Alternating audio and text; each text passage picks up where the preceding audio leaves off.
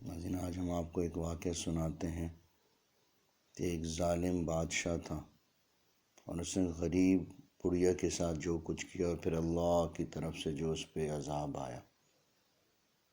کہتے ہیں کہ ایک ظالم مالدار نے اپنا ایک عالی شان محل تعمیر کرایا۔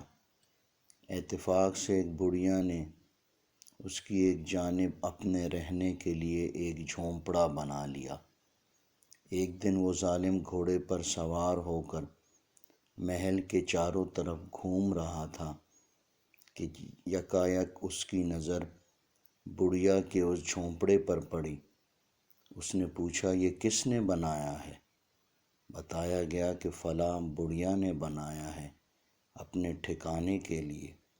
اس نے اس کے گرانے کا حکم دیا، چنانچہ وہ گرا دیا گیا۔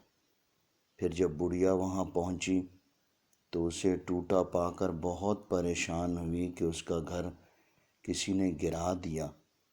اس نے اس کی معلومات کی تو اس بڑھیا کو پتہ چلا کہ اس ظالم بادشاہ نے، امیر نے توڑ دیا۔ اس نے اپنا سر آسمان کی طرف اٹھایا اور کہا، اے رب، میں جب یہاں موجود نہیں تھی تو کہاں چلا گیا تھا؟